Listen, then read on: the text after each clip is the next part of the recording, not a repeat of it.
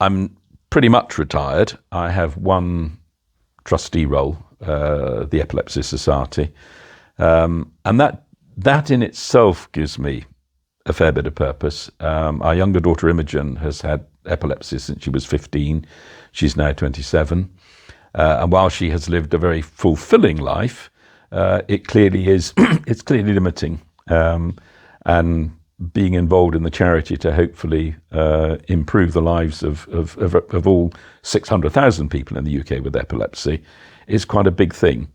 And that's an important part of what I do now.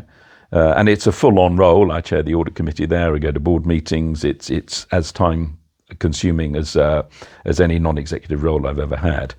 And actually, having the time to support Imogen is also really important.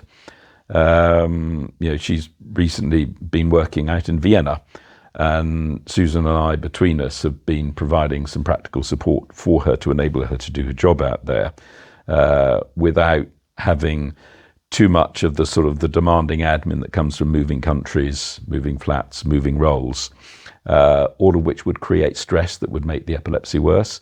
And having the time to be able to do that has been really important. And the other thing I love is the horse racing. That, if you want, is the hobby. It's not a purpose.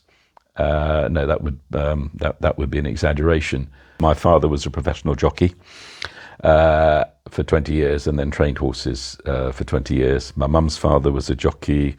A great-great-grandfather trained 3 Derby winners for Edward VII. I have an awful lot of sort of history in terms of family involvement with horse racing. I was brought up on the racecourses of southern England. It's always been my passion, and it's always something I've understood pretty well. In the university vacations, my friends were off sort of driving forklift trucks at the frozen food factory. I was working for 2 horse racing magazines. And I nearly went into horse racing journalism when I left uni, but probably quite wisely realised that if my passion became my work, both might lose a little somewhere in the mix. So I took the mature but rather more boring decision to become a chartered accountant rather than a turf accountant. But I've always loved racing. I used to go, all through my young years when I lived in London. Most Saturdays I'd be at the racecourse, and if I wasn't at the racecourse, I'd watch it on the TV. When I retired from the Yorkshire, the very first thing I did was buy into a syndicate of horses. I bought into 2 horses, both of which were useless. But I then did something really clever, which was that I threw good money after bad. And I ended up with a syndicate where we had three decent horses that won races, the best of which the syndicate bought for 80,000 guineas and sold for 375,000 guineas. And at that point, I was completely hooked. And over the last 12 years, I've had a share in 37 horses. These are very small shares, anything between a 20th and a 30th.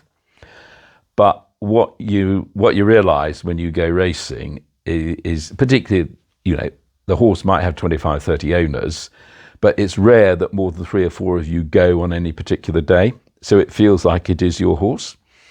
And I can tell you, if that horse comes with a chance a furlong out and you start to shout, you are not thinking, I only own 3% of this horse. That is your horse. And I love it. And I was also very lucky to get a role as a non-executive director at Nottingham Racecourse, one of the Jockey Club courses, because that meant that I had to go racing 23 times a year. And it was very much a sort of, clearly, you do go to board meetings as well, and you're looking at the financial health of the business, and some of the finance skills do come into play. But it's basically a front of house role.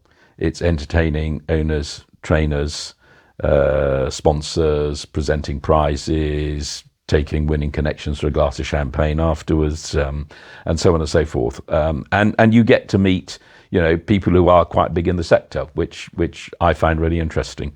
Some of whom I know anyway from my involvement in early 40 horses over the years. But it's something I love, will always love. It's a deep, deep connection, because it's something I've done since I was 5 years old.